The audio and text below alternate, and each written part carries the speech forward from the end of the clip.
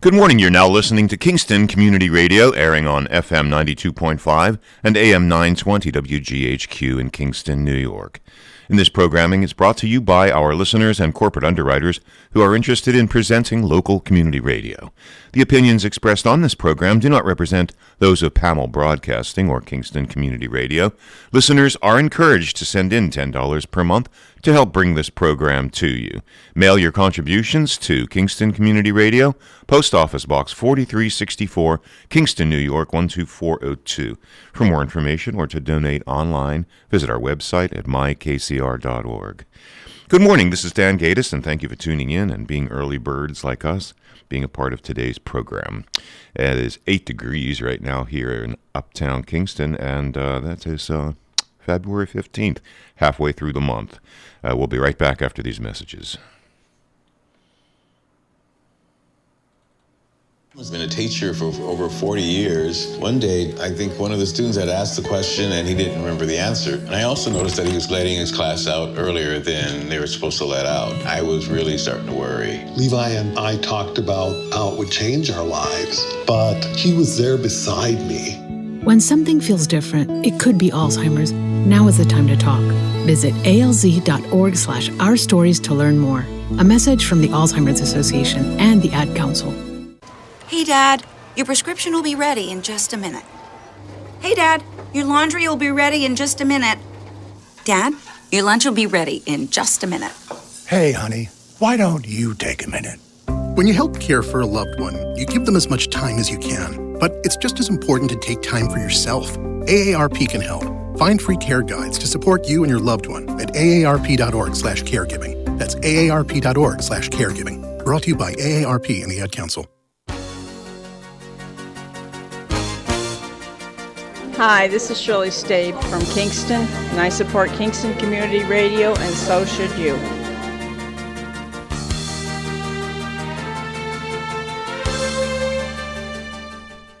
You're listening to KCR, Kingston Community Radio, WGHQ 920 on your AM dial, 92.5 FM, and streaming online at mykcr.org. KCR is talk radio and a call-in show, so call in. 331-9255 is your call-in number. 331-9255. Sunshine and a few clouds today with a high going up to 32. Very incrementally. It's now 8 degrees. Mainly clear skies with a low around 15 tonight. Wednesday, a mix of clouds and sun early, then becoming cloudy later in the day. A high of 44 for Wednesday. And Wednesday night, mainly cloudy with a low of 38 degrees. And so it's not too cold of a night on Wednesday night. Thursday, cloudy with a high of 59. So we get some pretty clement weather by Thursday. And Thursday night only goes down to 45 with a 100% chance of rain on Thursday night. You're listening to KCR, Kingston Community Radio, AM 920 and 92.5 FM. Our homeroom team is on their way in, and they're taking their wraps off, as we used to say in school, in elementary school. Those are your wraps. So how are you? Good morning. Good. Good morning. It's terrific Tuesday. It is a terrific day. We're just doing some last-minute schedule arranging. Yes. Did you see that beautiful excellent moon this morning? It was bright as heck. Oh my gosh! I woke up and it was just shining in my window. I haven't seen that in so long. There was. I have this big avocado plant tree. I guess it's a tree. It's a plant. It is a plant, but it's a tree, I suppose, specifically. Big, it almost goes to the ceiling. In fact, we got plenty that we can talk about. Yes, we can. But the shadow on the floor through the window of the plant of the tree, it was like broad daylight. It was like it was so contrasty. Yeah, it was amazing. It was a clear night. Yes, look at it. Almost. Yeah, it woke me right up. Full moon's the 16th. Full moon is tomorrow. Okay, yeah. Well, look, Dan. Yeah. Look, I know. Pretty close. Exactly. And so my husband gave me he called the moon a certain type of moon. Now I can't remember, and that was only an hour ago. Oh, the name of this moon? Yes, and he said it's because the moon is starting to move closer to the Earth now, so it's whatever. Maybe if he's listening, he can call in, because I cannot remember. It's looking bigger. Gibbous is Yes, right, because it's moving. I think gibbous disease. Well, gibbous is like the 3/4 phase. Okay. No. Okay. Waning or waxing on either side. Yeah. I see. It started with an A, an E. It's probably the Oh, it's like a harvest moon, that kind of a name. Yes, For a I'll certain text time of him. the I'll get year. the name of Okay. it. But so that's interesting, right? As we're getting closer to the summer months, and the moon moves closer to us, and therefore it looks larger and bigger. But yeah, it was a great way to start the morning. Yep. A beautiful full moon, and then to get in the car and it's daylight, right, Cameron? Still 12 out, but Yeah. I was outside all day yesterday. Oh, yesterday was cold. The so wind, cold. Ugh. Oh my goodness. In the sun, it could only be in the sun like half the time. The shade, it was like night and day difference between the shade and the sun. Oh yeah. And now, like Dwayne said, we're getting closer to the sun. You can feel it. The sun a little bit, Yeah. yes. December, it's like it's out, but you can't even feel it. Now it's like, ooh, I can feel warmth from it. Yeah, no, that's true. You know what the problem was yesterday? I think a little bit of wind, and the wind is what. A little bit of Yeah, that's what My caused. face was red. My burnt. It still Oh, feels hot. but yeah. My face was bright red. I came home and I was like, whoa, looks like I've been skiing. But Yeah, it was cold, even for me. Yeah, I thought it was Speaking very, of very cold. skiing, Yes. last Friday, we had the first annual elk ski outing up at Bel Air. Oh, that was fun. Would you do that on Friday or? Yes. What? First of all, I couldn't have bought better weather, even if I had a big fat check. Okay, I had to think back to Friday. Sunny. It was Up there, it was in the low 30s. absolutely beautiful for skiing. Yes. It was perfect, and we had a big tailgate. There's about 20 of us. Oh, that's And I fantastic. brought a grill and stove, and we So had you did a all little tailgating sorts of- at this. hamburgers, hot Yeah. dogs, soup, this delicious homemade tomato soup. And I heard the conditions have been wonderful up at Bel Air. Fantastic. I've Yeah. been twice. Yeah. And that's all I'm going. I'm not going skiing again until You go to I have boots on the Italy. ground on the top of Bormio Ski Mountain. There you You go. risk getting You're hurt. gonna Imagine getting hurt here No. at Bel Air. Not being able, no, I Ruin cannot your trip for a imagine. lifetime. I Ay, cannot ay, ay. imagine. So you're gonna take some pictures for us, right, and Sure send am. them Yeah, yep, via yep. satellite back to us. Yeah, well, We that's actually exciting. Had it's a tour. It's a very interesting story, which I could probably. I've got 23 minutes to kill. So You can tell the story, sure. All right. It's company's called Mike's Guiding Light. It's an interesting name, but Mike was the guy who started a company like 35 years ago, New York City, doing weekend trips for people from the city to go up to Vermont and stuff. And that grew, and as it got older, it got bigger. Started moving away from skiing, doing more boutique, high-end. It's pretty high. It's a high-end tour company. Boutique, Mike's Guiding Light, boutique tours around all over the world. And as the guy got older, he skied less. They didn't do skiing. I think I haven't done a ski trip for 20 years. Guy, he gets older. He's 90. He passed away last year, and his son-in-law Norm, who is friends of my buddy Ron, who did this. Ron's a lifelong skier and one of my best buddies ever, fraternity brother. Convinced Norm, like, dude, you got to do a ski. All of your tour experience, all over your portfolio, you got to do a ski trip, man. Come on, you're perfect to do boutique European ski trip. So through Ron's plotting, they did it. They researched it, for amenities and mountain and ease of travel from Milan, whatever. Right. They picked Bormio, and it's a stellar mountain. So this is the first ski trip this company has done, and my buddy Ron is going to be like the ski concierge. Oh, wow, great. Rentals, coordinating lift tickets, and all that. But Norm's going to be there too for all the on the ground stuff, the hotel, the meals, So it's an interesting connection. Yeah, and that's really huge when you travel, especially when you travel overseas and to a foreign country, if you have someone who's experienced or has set everything out for you, Yeah, because yeah. it's difficult once you get over there for transfers and, Yeah, language barriers a little bit at times. And, Yeah. so that'll be great. Like the hotel we're staying at it's brother and sister owned it. They took it over after their parents got old. It's like 25 rooms. We're taking like 22 of the 25 rooms. Oh, that's fun. Breakfast and dinner, European style. It's served. They make a meal and it's come eat it. In the dining room. Yes. Probably some selection, but it's 300. Suppose my buddy, they were there 2 weeks ago, scouting mission.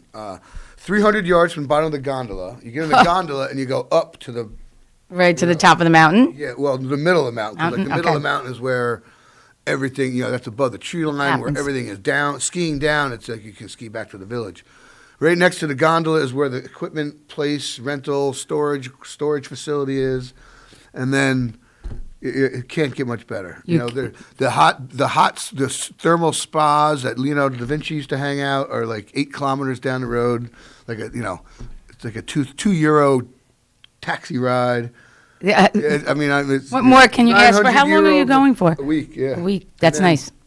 Skiing for 4 days, and then going to San Moritz. Nice. Doing a little sightseeing. Yeah, and, for a day. Good. Have lunch in Switzerland. Yeah, that's Schnitzel nice. in Switzerland for lunch. There you go. It's like, so it'll be Well, that's fun. exciting. That's But great. yeah, so anyhow. So you have your passport. Oh, yeah. It's valid. Yeah. Yeah. Okay, But, that's a good thing. There's contact tracing stuff that has to be done, like European Union paperwork, Oh, flight stuff, gotcha. and Yeah, a little more difficulty in Friday traveling before right we now. leave, we have to get a COVID PCR test. Yeah. So 7:30 in the morning, I'm going to get online at Emergency 1. Yes. Get Right. tested, Yeah.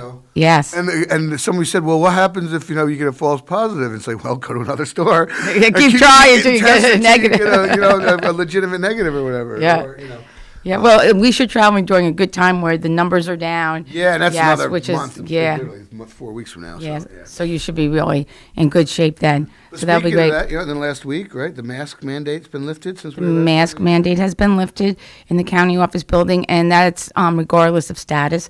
So whether you're vaccinated or you're not vaccinated, you're no longer required to wear a mask. County office building. So interesting fact, I've been observing a little bit about people wearing masks. A lot of people wearing And a them. lot of people are still wearing masks. A lot of people within the building, the county building, employees, customers still wearing masks. And where I see it a lot is in the grocery stores.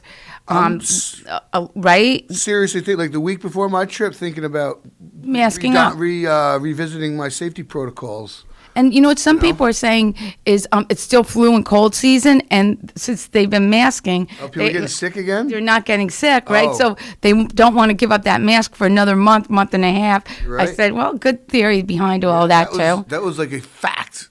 The Yes. last 2 years, like the cold and flu seasons were minimal. Yeah, and they The really drug companies didn't sell them, the NyQuil and the cough medicine, all that. Yeah, the 6 feet social distancing, the sanitizing of hands, washing, the masking. don't touch your face. Yeah, don't That's touch like your the biggest face. thing, Yeah. Hands and face. Yeah, absolutely. So, yes, but in the county office building, no more temperatures, no more checking in when you come through the front door. So, yeah, everybody is respecting everyone else and what they're doing. So that's a real positive. And Super Bowl Sunday. Yeah, I what hope a great everybody who's game. listening had a wonderful Super Bowl day. A little unhappy about the outcome, but a little Great game, though. but It was a great good game. Yeah, Yeah, had a you good couldn't time. complain there. Really Had a good game. time. Joe Burrow lost, but this kid, he's going to be around for a while. He's going to have more than one shot at it. Absolutely. Yeah. Team's pretty good. I imagine they're hungry. They're going to stay together. Yep. They're Yeah, absolutely. not like a bunch of superstars that want to go big. Like some teams break up after they win the championship. Right. Right. But Matt Stafford, hats off to him, man. Yeah. Seems like a really watching 4 hours of pregame that day. They have all those Yes. close and personal little side interviews. Yeah, which are It seems those like human a- nature I do. stories. I them. like it. I do. It builds up to the game, and helps build a storyline when you care about it. Right. I don't want to hear about Tom Brady for 3 hours again. Well, yeah. But a few new guys, it was interesting. Yeah, it was. It was very interesting. But Absolutely. Matt Stafford, what a nice guy, and deserves it. Yes, absolutely. Struggled mightily. Yes. Suffered mightily in Detroit for many years, and Yeah. No, it was a great game. A lot of fun, and we've been really enjoying the Olympics. Have you watched some of the I Olympics? have been watching a lot of Yeah, the snowboarding and the figure skating. Some of the controversy surrounding it. the Russian. There's always problems with the Russians. Yeah, no, there's always right. I don't know, but Now we'll start catching up with the medals. yes, We're a little bit behind, but Norway, because all the skiing and all the cross-country stuff happens early because it takes so long. Right, and right. Norway crushes in that. That's why they always jump out to the the medal front, lead- right? Yeah. Medal lead. Yeah. So this week should be good. I think a lot of Yeah. right, a lot of This figure weekend, I skating think. this week, and Yeah. yes, Some so it's of been the fun. big skiing events like the downhill and the men. I think some of the men's skiing and the women's like the cool figure skating. I think. is coming. Yes, yes, Not cool, but like the fun figure skating. Whatever the stuff everyone wants to watch. Whether Yes. the solos or whatever it's called, the single performances or individuals. Yeah, right. Yeah, so it should be. How about the monobob thing? That woman? Oh, yeah. I saw an interesting piece on her. I forget her name. Kaylee, whatever. I can't remember her name. She's huge, like physically jacked, like muscles, arms, legs, Yes, like yes. holy, and she's inked. Her whole body is covered in tattoos. I know. Cool, like different. Yeah, hey, Yeah, whatever. pretty, and some really interesting stories about some of the athletes that are competing. And woman speed skater, the black woman, the young girl. She only got on skates 4 years ago. Yeah. They showed. I saw a thing on her. They show she's young too. yeah, she is young. Yeah. Yes. I forget what got her onto skates, but it showed her like the first time on skates, like. Yes. Well, like any kid. Yeah, like anybody, like she was all a of us. teenager, actually, when she was on it. But yeah, 4 years later, she wins an Olympic medal. That's crazy. So speaking of skates and skating, this weekend down on the Strand, Old Savannah is doing a Winterfest. And part of that Winterfest, have you heard about this, is you can skate for a cause. Have I heard about it? Are you skating for a cause? I heard about it. Want to hear a story? Funny little story? See? I'm glad I brought this. Christine Hines. No, maybe we'll wait because she's coming in today. She is coming in today. I'll tell the story now. You can tell it again. She has stuff We to have tell. different I'm Friday. My haircut. I have had. But Friday, I'm in a chair getting a haircut. No, it wasn't Friday. Tuesday. Whatever. Last week, I'm sitting in the hair. Mirror hair salon, right by People's Place, yes. right next to the cafe. Sitting there getting my hair cut. Janice, I've known for 25 years. She's cut my hair, and Christine Hine walks in. And, oh, hey, Janice, do this. She's like, I haven't found anybody yet. And she's like, oh no, what? I'm like, for what? And they both look at me. I'm like, what? Oh, there's this ice skating thing and this. I was like, look, man, I love ice skating. I'll do it. We're talking about ice skating, and then she's like, I haven't found a thing. So I was like, all right, I'll ice skate if you raise. I'm not raising any money. I have enough work, fundraising money, work to do with, Elks, Kiwanis, whatever. You raise the money, I'll skate. Like, deal. So apparently I'm doing it with Mirror Hair Salon for People's Place. So you're skating. I'm skating. Oh, good for you. 12 to 2. Tell us what time. 12 to 2. I Okay. believe the whole thing is at 12 to 2. Yeah, I think so. So I guess, yeah, I'm skating in there. And Sunday, right? Yeah, Sunday. Okay, so and it's supposed if to you be have good the weather. opportunity to go down and see Cameron skate, but in the meantime, make a donation to People's Place for Yeah, for or him Mirror to do his skating. I don't have either of those numbers, but Christine will fill us in on all the details Yes. later. But yeah, that's exciting. Okay. I'm a little nervous. Haven't been on skates since my son's last ice skating birthday. Well, party. now see, you're talking about worrying about injuring yourself on the ski yeah. slope. You'll be okay on the I think ice I can rink. handle some Okay. skating. It's Okay. it's the high speed of skiing, wipe out, twisting your leg. That's the Okay. worry. All right. So yeah, shout out to Dave Amato. Great community event. It should be a fun weekend, the whole weekend. And it culminates in the Skate for a Cause on Sunday. Apparently, there's quite a few not-for-profits. Yes, because I know Boys and Girls Club is also. Are I you know skating for them? We're gonna see I your am Axel. not skating. Sow cow. And here comes Listen, the- I did my debut. I walked across that ice rink in my heels. That's it. That's there all you I go. do. And Italian America Found a lot of nonprofits are all skating. Great. It should be fun. It should be. Should be a good day. So I'm looking forward to And it. then after that, because my birthday is on Friday, Oh, that's right. Happy birthday to Cameron. a little birthday happy hour at the Elks Lodge. But Sunday, after that, skating, assuming I'm still in one piece, I'm going up to my mom's for a little family birthday dinner. We're going to make Nice. galumki, stuffed cabbage. Oh, I Yeah. love those. Dwayne's mother used to make delicious, Yep. still does, but If there's any left, delicious. I'll bring one in for Dwayne. You will? You bring it in. Okay, thank you. Wrap it up. Yeah, they're delicious. Yeah, I know. I love them. And they're And what does she stuff the cabbage with? Ground beef and rice. Yep, that's what Dwayne's mom does mixture. too. Yeah, do you put a little tomato sauce, or what do Oh, you yeah, put? yeah. Yeah, she does too. Over on it, yeah, a Yep. little bit in it. Yes, And yeah. I like, because you always have like because when you roll the cabbage leaves, you get little trimmings or whatever. Dicing that up and put some of that inside too. Oh, like- yeah, a little bit of cabbage, yeah. Makes it a little more, Now, I do have to say one thing about it, though. It is a lot of Labor work. intensive. Yes. Boiling Yeah, the so cab. Well, there's your a mother couple- loves you a lot. Well, I get to stand in front of the pot peeling the cabbages off. Oh, you- While so you they help. boil. You help. Oh, yeah, totally. That's why I offered. Okay. I called her last night, 9 o'clock. Mom, I hope it's not too late. I just had it popped into my head. I was like, that's what I want. That's what you want for your birthday. Well, one, I remembered I was supposed to get to her yesterday about having dinner this weekend about When? my birthday dinner. When? Because I knew Friday was busy. Saturday, I think I have plans. Sunday so was the Sunday's deal. family dinner. Let's make not pierogies, golemki. So. Yeah, that's great. Yeah, I'm a psyched. great believer that everybody should have their birthday dinner, whatever they want for their birthday. There you go. Yes. Yeah, Drew was always and always still is chicken parmesan. That's what he wants for his birthday. Mama's But- homemade chicken Yeah, yeah. parmesan. That's it. awesome. Yeah. So Yep, that's I cool. get that.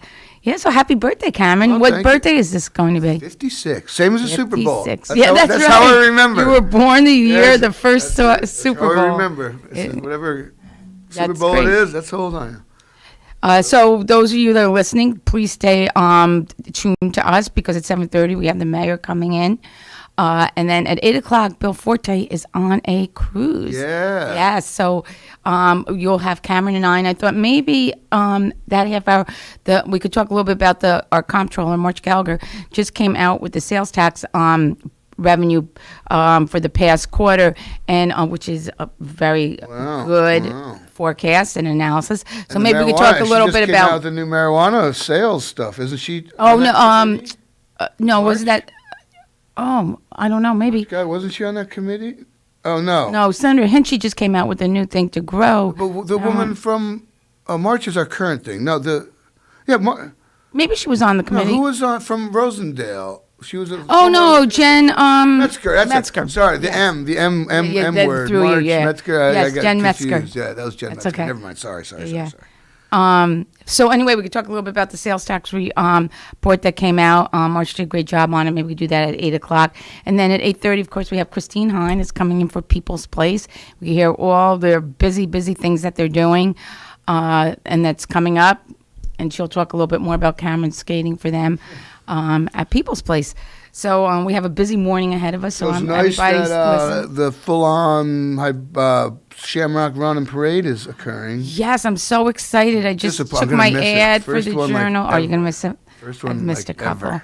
Yeah. Oh well, What I can would you much do? rather be where I'm going to be. Yes, yeah. But I'm excited that it's back. Yes. Yeah, it's always a great day, and I always enjoy marching in it. For years, I've been marching. I started marching when my kids were at St. Joseph's, and at St. Joseph's they enticed the children to march by telling them they could have a dress down day. They didn't have to wear a uniform if they marched. Oh, So you that can got imagine everybody the turnout there. that they. So I started back then when the kids were young, and then of course once I became county clerk, I continued marching, and it's great. Two favorite parades: the Saugerties 4th of July parade and the St. Patty's Day parade. Tag, but a couple lodge members drive. Have some like hot rods or whatever. Have driven them, and people have walked and stuff. I would like to get a truck, like a float. Yes. So we can It put keeps a banner everybody up. Yeah, put a together. banner up and have a group of people and Are you marching the St. Patty's Day parade or just the Memorial Day parade? just Memorial Memorial Day. Day parade. Okay. Normally I do through Kiwanis. Do the St. Patty's St. Day? Patrick's Day, but Memorial Day, I would do that. I don't even Oh. think Kiwanis participates in that. No, I don't think so either. No, I think you're Memorial right. Day. Yeah, so it's nice to see everything coming back around again. Mm-hmm. And please, everybody that's Spring. listening, it's the call-in show, 331-9255. Definitely call in, ask Cameron and I anything that's on your mind or any questions Yeah. that you may have. Yep. Please feel free to call in. So I was, I have an oh. exciting story, okay? Let's go. We have 6 Hope minutes. you guys can fit it in. I hope so. I think you're going to be really excited, Cameron. So, 2 weeks ago, we talked a little bit about that they found the original documents from the Sojourner Truth court case. So, we went up to the New York State Archives last Thursday. Myself, Judge McGinty, Paul O'Neill, Taylor Brook, and Judge Conley, who's administrative judge for the 3rd Judicial District, and his staff. And we actually were able to see the documents. There's digital reproductions online on the New York State Archives. We'll make them part of our archives, the reproductions. They aren't the original documents. The originals are up with the state.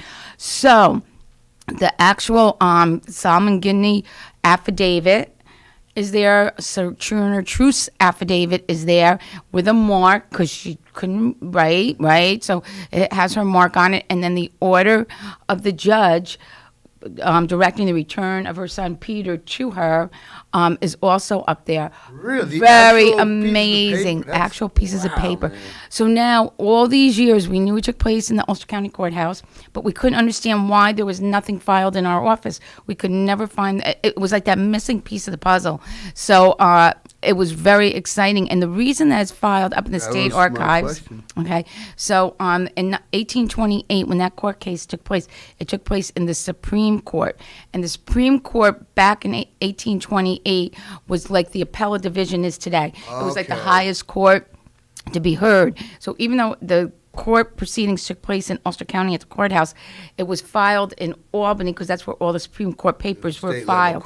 Then in 1847 is when the Supreme Court became part of local jurisdiction, and then that's when the papers, starting with the Supreme Court, were filed with us. We have quite a few court papers, but they were all like the Lower Oyer and Terminator, different courts that existed before 1847. And I could never understand that. So it really was an amazing piece of the puzzle. Now it's complete, and I'm really pleased about that. And it was so exciting. And and he also. Tom Roller, who is the state archivist, also a state historian, also took out a lot of documents for us to look at that pertain to Ulster County.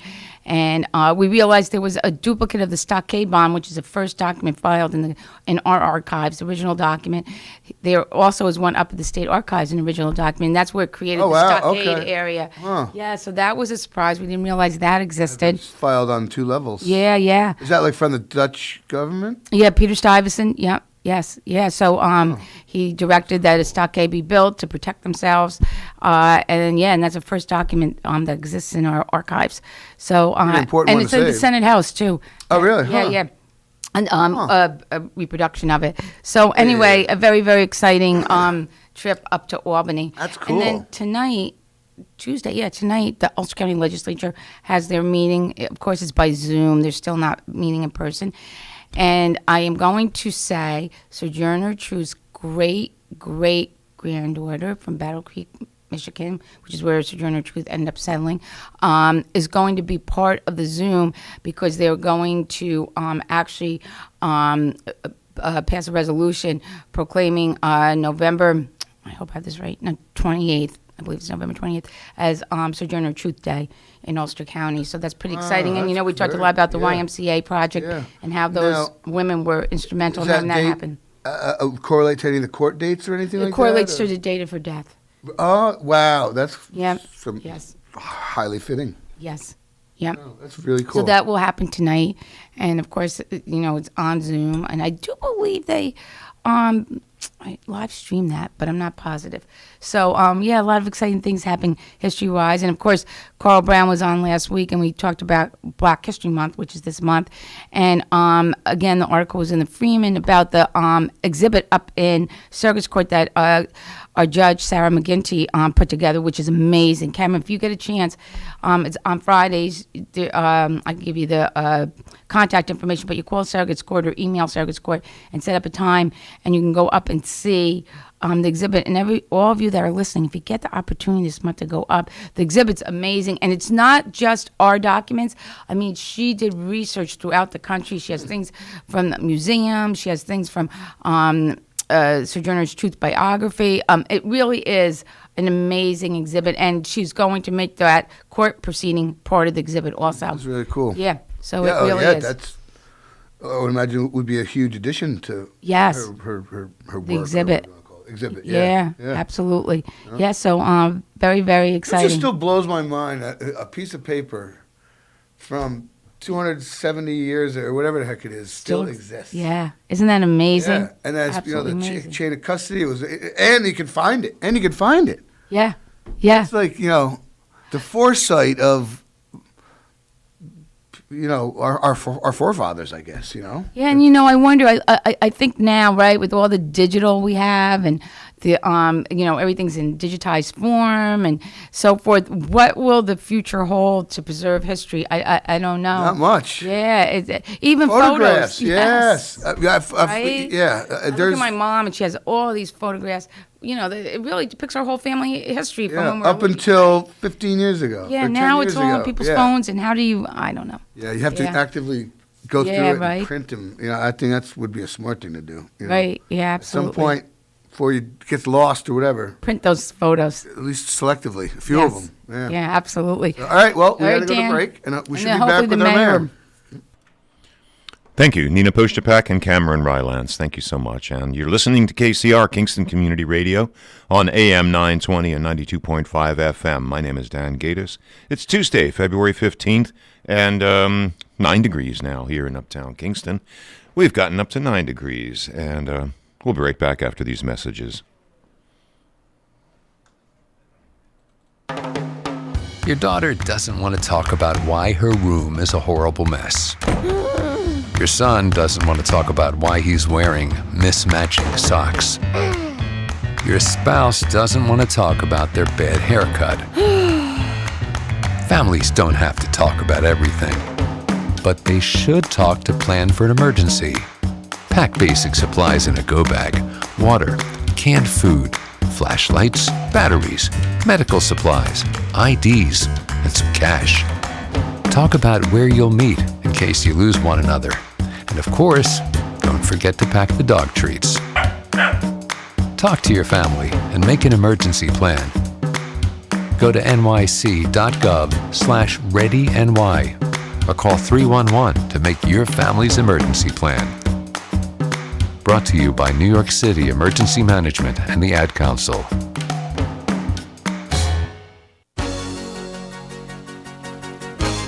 Hi, my name's Maggie. I'm from Copic, and I support Kingston Community Radio, and so should you.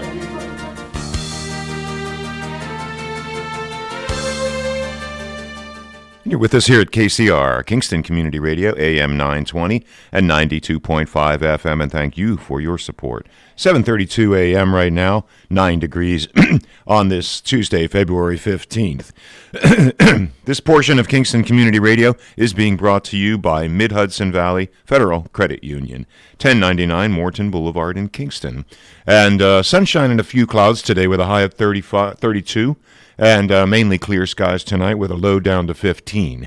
Wednesday, a mix of clouds and sun early, then becoming cloudy later in the day, a high of 44. And Wednesday night, 38 degrees is our low, and mainly cloudy. And Thursday day, cloudy with a high of 59. And Thursday night, cloudy with periods of rain, 100% chance of rain, and the low goes down to about 45 degrees. Let's get back to the on-air studio forthwith and meet up with our first guest. We're back talking about the future of our youth with the Mayor of the City of Kingston, Steve Noble. Good morning, everybody. Mayor. It's great to be back. Balmy 10 degrees outside. Ooh, so yeah, it's still winter. For, thawing out your car and driving in. So, yeah, my pleasure. So, Mary, I thought we would start our show today because of with the ice storm and everything, and people like getting notifications and so forth.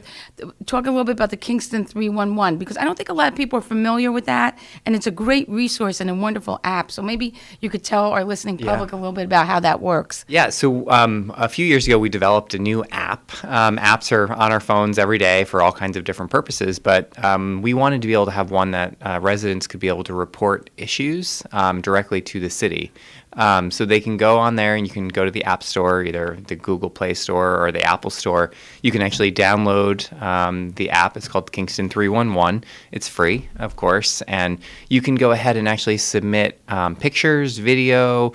You can submit, just a written concern that you have, whether it's a pothole on your street, a request for a snowbank to be removed because it's blocking the corner, or any other concern that you have, not only just for DPW, but for any city department. It then gets fed to us. We are able to get alerted that you've submitted that request. when we fix the problem, you then get alerted back saying that we fixed the problem. If we have questions, we can then communicate with you through the app to be able to figure out exactly what you're trying to explain to us, because sometimes it's not always clear. And so it's really been really, really helpful for our team to be able to kind of just keep track of all of like these work orders, basically. And it does also, though, we also have 311 as an actual phone number. So you can dial 311 from Kingston, and 90% of the time it works, because unfortunately we have cell towers that cover Kingston that are not in our city limits, and so it doesn't always work, but that's not out of our control. But about 90% of the time you can dial 311 from your phone, and you then get, call City Hall, and it's a way for you to be able to get just some questions answered that you may have that you don't really know who to call, and we can help direct you to the right department. And the app is great. I know people that have used the app, and your staff is extremely responsive to the app, and it really is a wonderful way. You can track that you've sent it on a certain day. You can track the responses. So it works in both respects. And for you, you have the ability now to say, this has happened on this street. We've done this on that street. So it's a positive all the way around. So I do encourage people to download the app. And if you have a concern in your neighborhood, like the mayor said, no matter what it is, use that 311 app. It really works very, very well. Yeah. So, and it's just a good way for us to be able to, people are busy. They may not always be available from 8:30 to 4:30 to call, and so this is just another way. I mean, you could be sitting at home with a glass of wine at 10 p.m. being like, "Oh, I really wanted to submit this." And, I forgot about and that. You can go ahead. You can do it Right. on your time, and you don't have to worry about trying to fit it in during a really busy, crazy day. Yeah. So I saw another thing in the paper that I thought was interesting. So being part of the Boys and Girls Club, I get involved in the CDBG grants. Yes. So those of you who are listening, the mayor can explain to you what a CDBG grant is. And you're streamlining that process now. Am I correct? I know just from being on the Boys and Girls Club board that it is a lengthy process. It is. How it was prior and how you're changing it will, I think, speed up the process quite a bit. So maybe you could tell the listening public a little bit about that. Yeah, so each year we get about $700,000 in funds to the city from the federal government to be able to help with a variety of different both programming, so which is like where the Boys and Girls Club receives funds for programming in the past, as well as facility improvements for kind of public facilities. So we've been able to do sidewalk repairs. We're doing a big midtown sewer project on Prospect Street with CDBG money this upcoming year. But this is it's a grant program that nonprofits are able to apply for. Out of that funding, we also have money for our housing rehab program. So we've done that for many years. And it's free money to us. Obviously, taxpayers across the country, pay for it for us. But Kingston gets their share, and during the pandemic, we were able to get additional allotments. So we were able to fund People's Place and Legal Services and Center for Creative Education, and so many wonderful nonprofits that really sprung into action. And there's a process where we basically have an advisory board where they help to provide their advice on who should get funded and at what levels, which is always hard when there's a very finite resource and there's so many great applications, right? The bucket's bigger than the spigot, And so it makes it hard. And so we actually, we have a community development advisory board that's made up of residents of Kingston as well as 5 members of the Common Council.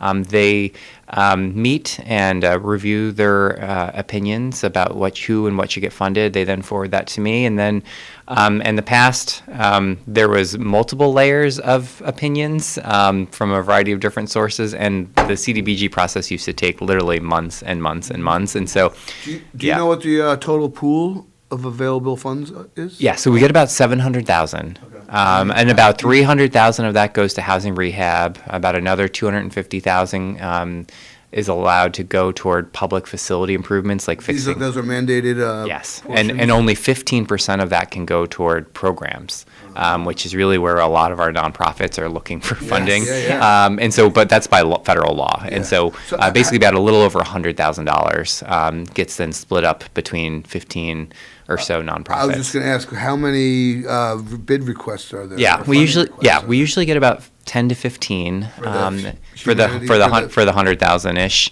But out of that, we usually get about $300,000 worth of requests.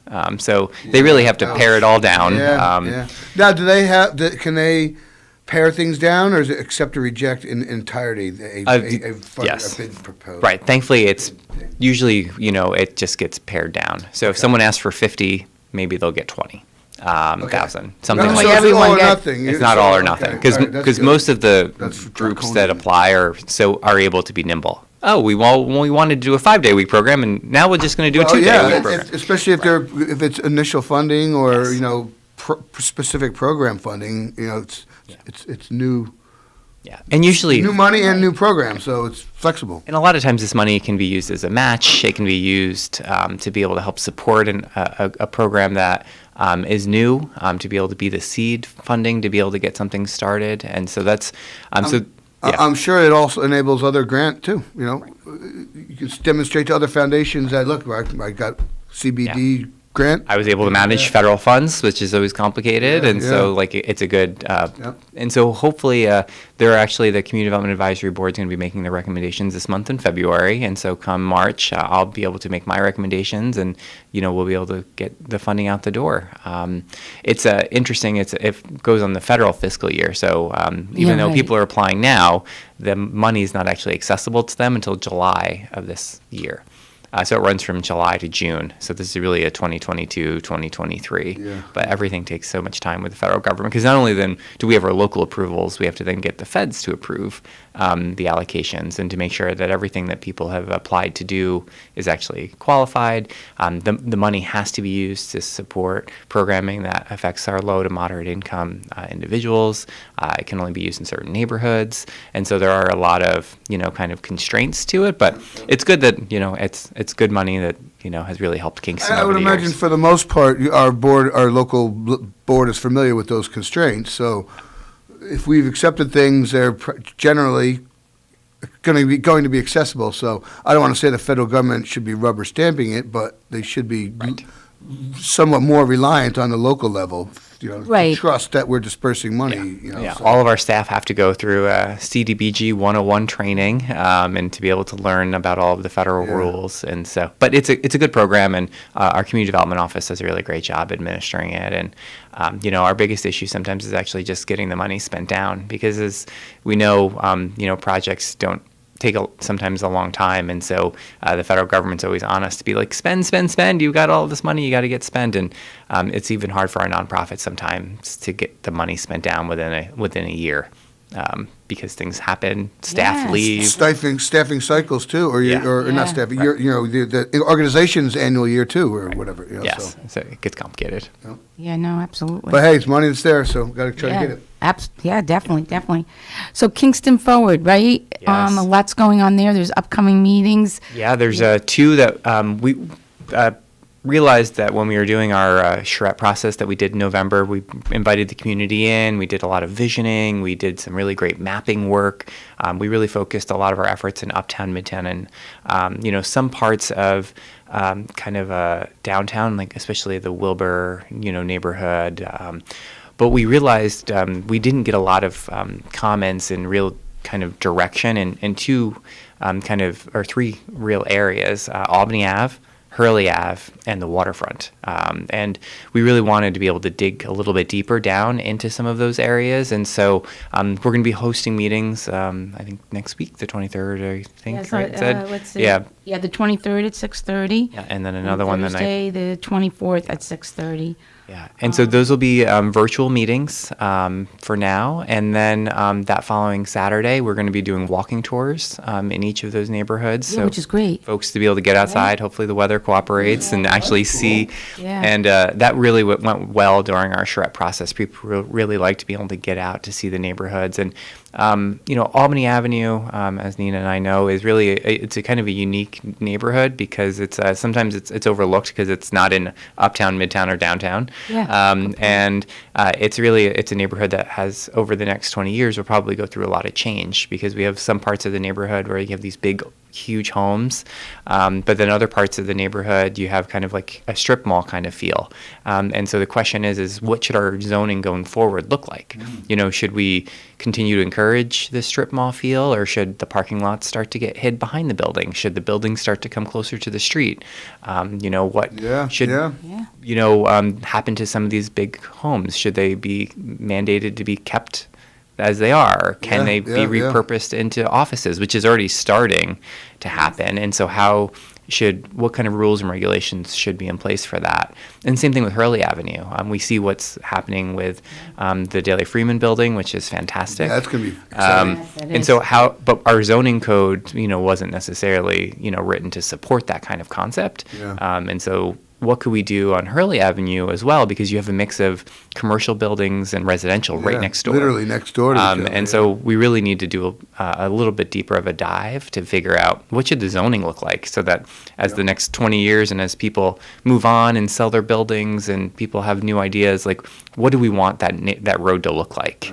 And what improvements do we want to make? Like the folks that probably live at Stony Run or whatever it's called now, probably feel pretty darn disconnected out there, right? From the rest you of got to Hurley think, Avenue. 9W, through Poughkeepsie and Wappingers was like Albany Avenue was 30 years ago type thing. So, thinking forward, it's important, Did you want to look like, Route 17 in Paramus, or do you want it to look like, whatever? Yeah. And so Shady Lane. One of the things that the consultants will be doing is actually doing some mock-ups of, this is what some buildings could look like on Albany Avenue. And then we're going to ask the public, do you like this or do you not? Or do you prefer this alternative? And that will help give us a sense of, as we're drawing the maps and as we're drawing the new zoning regulations, kind of the sense of what the community is up for. Yes, and there's an online survey, I believe, right? Yep. Which, and those of you that are listening, this is your opportunity to say what you feel, what you want your neighborhoods to look like, what you want it to be in 20 years from now. Your voice can make a difference and you can have input. So I think it's a really open, transparent process, and people should take advantage of it, especially those that really have very deep concerns or, feel, very strongly that their neighborhood should be one way or the other. Yeah, this is your opportunity. So even if you're unable to attend the meetings, go online and take the survey, because I believe the survey will be instrumental in drafting a lot of the zoning, because you will take in consideration what the community wants here in the city of Kingston. Yeah, and there's some really great kind of a synthesis of what we did in November, and so I would really encourage people to look at that. There's a kind of a very relatively short document that kind of goes over everything that we learned from the public in November. There's also a couple of 3 to 5 minute videos that people could watch to be able to just get a sense of, what was talked about and what were some of the priorities. And if you watch or read all of that and are like, my priorities were not included in that, you need to tell us. Because we need to know that, because we need to be able to have these kind of difficult conversations now, because before we know it, a draft plan is going to be out this spring, and then, we're going to be moving to a final plan, and then the Common Council is going to be voting, and we just don't want left out too late. Yeah, we don't want people to feel as though that they didn't have a chance, and so we feel like by having these additional meetings and by continuing to have the surveys be open, we're trying to get the best we can. And the general concept of form-based code is that we want to be able to make sure that the feel of the buildings matches the rest of the neighborhood, but not be so concerned about what actually happens inside the building, because that's really what makes it complicated to reuse buildings and to do new things, is that you can't have a babysitting service, but you can have an accounting office. Well, why does it matter? What's the difference? And so those are the things that, if we focus though on the form of the building, like, no, your building needs to look like the buildings around it. They need to be set back only 10 feet, and you can't have a huge parking lot in front. What happens in the building is not as important, and that's really what form-based code is all about. That will come and go. Yeah. Yeah, and again, there'll be some prohibitions against certain uses, of course, and we don't want a big industry to be located in the middle of a residential neighborhood, and so all of that will be taken into consideration. But it's the micro details. If you ever have ever had to go through the Zoning Board of Appeals process, it's not fun.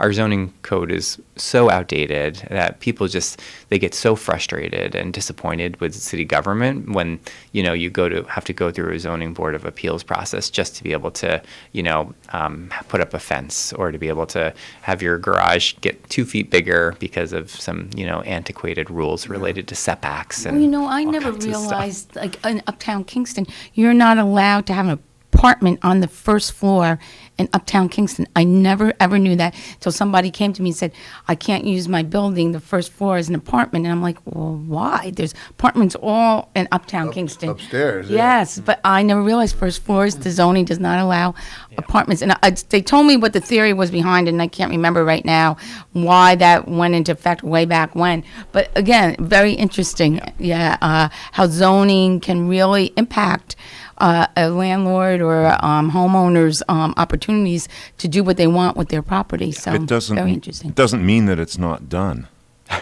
This is true. I lived in one for 7 years. Yeah. Okay. On the first floor on Green Okay. Street. Yeah. And again, that's I think a part of the zoning code too is just the ability to enforce is really difficult when you have something that's so outdated and is not even clear to. If you, as the building owner, read the code and can't figure it out, you know, our zoning officer is probably not going to have any easier of a time at it. And so this was going to really, I think, take all of the words that exists in our code, which is literally hundreds of pages in the zoning code, and basically just turn it into charts, and you can just look at, this is the district that I'm in, this chart says what I can and can't do. Is the accessory dwelling legislation moving at all, or where does that stand? Yeah, so accessory dwellings are units that are either attached to your house or detached to be able to kind of make small apartments or small little houses on your property. Currently, it's a part of the new zoning rewrite is to figure out a policy, because currently in Kingston, generally, ADUs or accessory dwelling units aren't allowed in most districts. But we're also watching what's happening at the state level, because currently the governor has in her budget proposal in front of the legislature a rule that would allow ADUs everywhere in the state.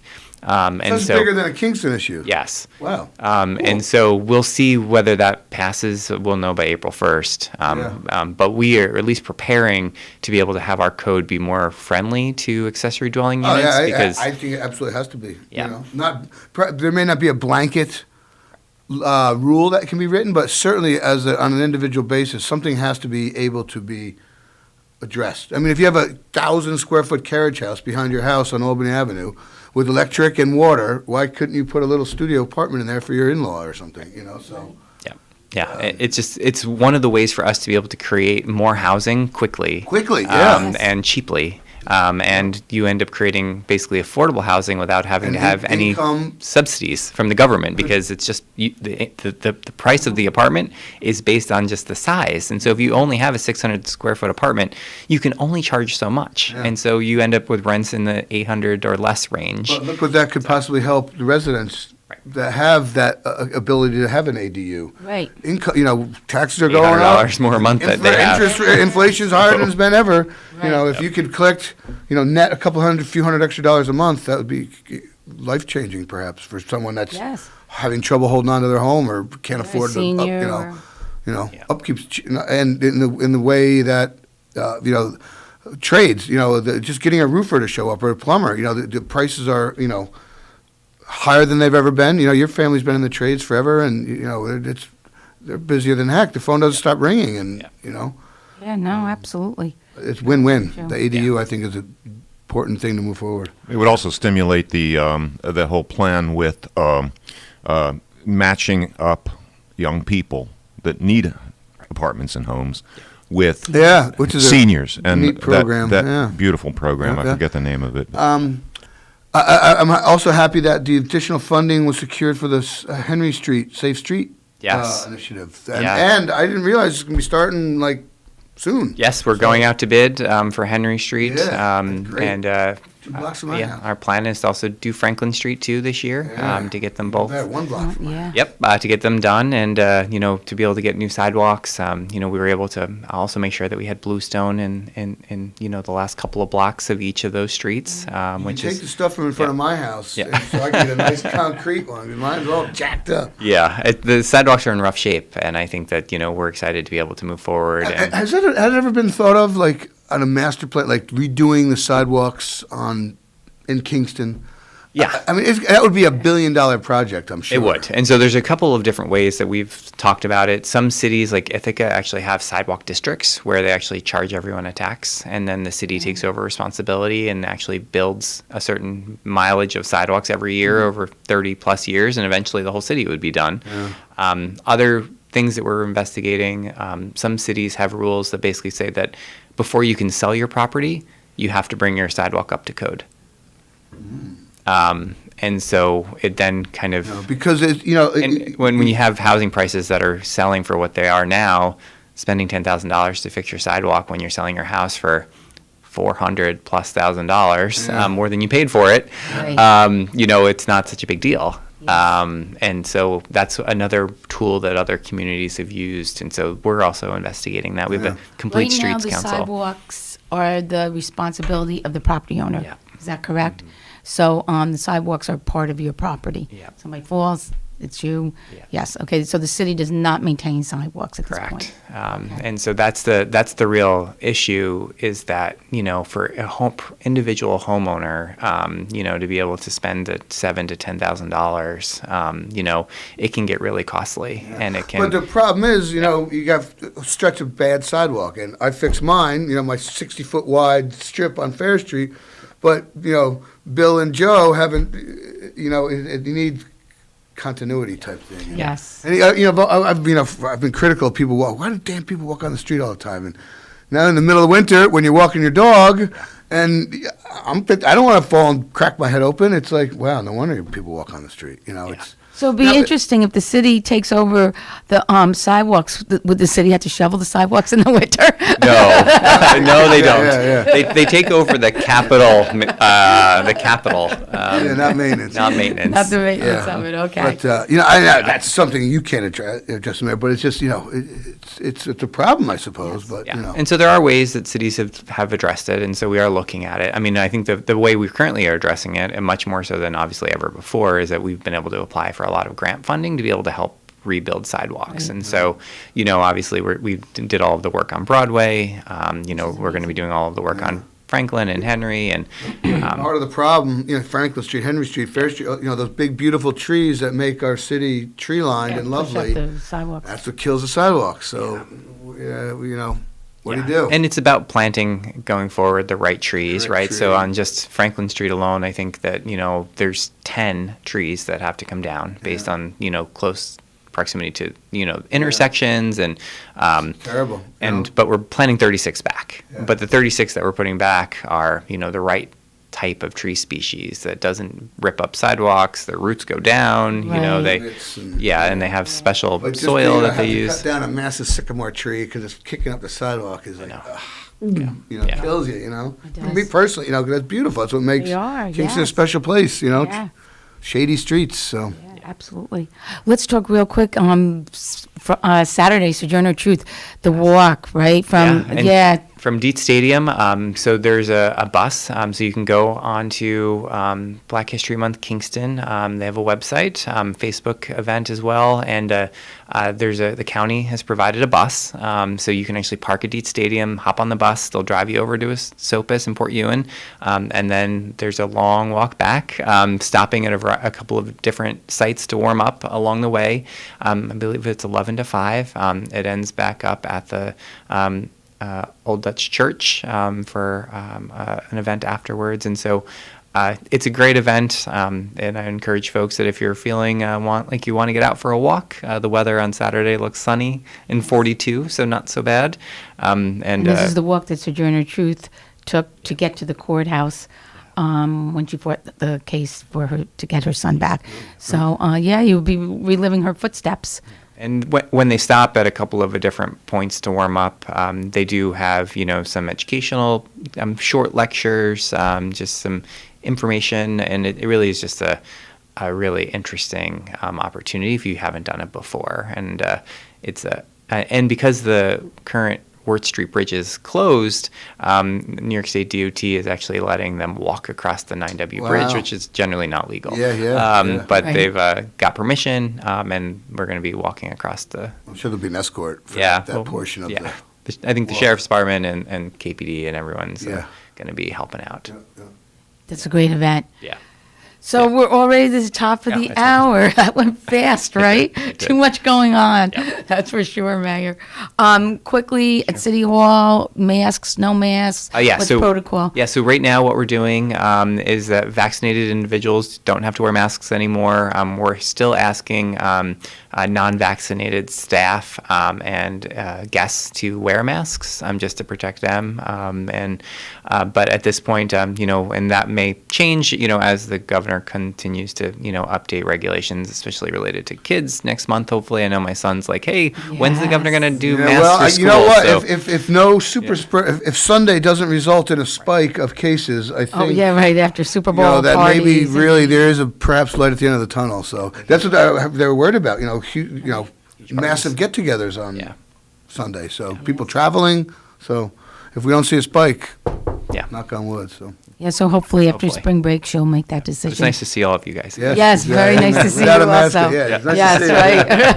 Great, awesome. Well, Mr. Mayor, thank you very much. Thank you so much. Your time. Keep it up, and good luck, and see you next month. Talk to you next month. All righty. All right, Dan. Thank you. Nina Postapak, Cameron Rylance, and a special visit by Mayor Steve Noble. Thank you for being with us here at KCR, Kingston Community Radio, AM 920 and 92.5 FM. It is now 8 o'clock a.m., top of the hour, and Tuesday, February 15th, 9 degrees right now here in Uptown Kingston. And this last portion of Kingston Community Radio has been brought to you by Mid-Hudson Valley Federal Credit Union, 1099 Morton Boulevard in Kingston, their main office. And we'll be right back after these messages. GTG, BRB, OMW, be there in a few. You may think that these kinds of texts are fine because of their length, and you can easily send them at a stoplight. But no, answering one text can take your attention away from the road for 5 seconds. And traveling at 55 miles an hour, that's enough time to travel the length of a football field. Make good decisions, don't text and drive. Visit StopTextStopWrecks.org, a message brought to you by the National Highway Traffic Safety Administration, Project Yellow Light, Noise, and the Ad Council. In America, the zip code you're born into can determine your future. If this baby was born a couple miles away, his chances of dropping out of school skyrocket. Born 5 miles farther, his chances of experiencing violent crime rise. But just one town over, his chances at a healthier life improve. At the Y, our programs help all kids thrive, no matter where they're from. Support your local Y at ymca.net/forabetterus. Hi, my name is George Post from Ulster Park, New York, and I support Kingston Community Radio, and so should you. Where else can you speak to your local representatives on the air and have your questions answered? So thank you, and support KCR. You're listening to WGHQ AM 920 and 92.5 FM, the home of Kingston Community Radio. It's Wednesday, February 15th, 9 degrees right now here in Uptown Kingston, but it's going to go up to 32 degrees today. Sunshine and a few clouds today. Mainly clear skies and a low around 15 tonight. Wednesday, a mix of clouds and sun early, then becoming cloudy later in the day with a high of 44. And Wednesday night, mainly cloudy with a low of 38. Thursday, cloudy with a high of 59. Almost 60 degrees there. And Thursday night, down to 45 degrees with intermittent rain throughout the night. The chance of rain is 100%. This upcoming portion of Kingston Community Radio is brought to you by Robert Baum Commercial Realty. Located at 79 St. James Street, Kingston, New York. Visit rgbaum.com for more information. And so let's mosey back over into the on-air studio with Cameron Rylance and Nina Postapak. Mosey on in. Just let your fingers do the walking on the control board, right? You don't even have to walk anywhere. So, it's 8 o'clock, and that means it's time for birthdays. So, today, for the Boyce Brother Dairy Milk House cow pie giveaway, we only have one lucky recipient. So, today, February 15th, I want to wish a very happy birthday to Eleanor Ayers from your friends at the Town of Ulster Senior Club. Oh, happy birthday. Happy birthday, Eleanor. Go see our fine friends at Boyce Brothers Dairy Milk House and select your favorite flavor cow pie. Take it home, share it with your friends. And while you're there, stock up on all your other dairy goods and thank them for their contribution to KCR. Absolutely. And Dan, how do we get these birthdays on the radio? They're easy. A myriad of easy. ways. The best way to do it is email kcr921@gmail.com. You can call them in during the on-air time, 7 to 9 a.m. You can call them in. And the mailing address is Post Office Box 4364, Kingston, New York, 12402. There you go. Simple as that. So, Bill Forte, lucky guy, he's on a cruise somewhere. Yes. Hopefully it's nice and warm and not stormy. And it's kind of a military, a cruise with a military group.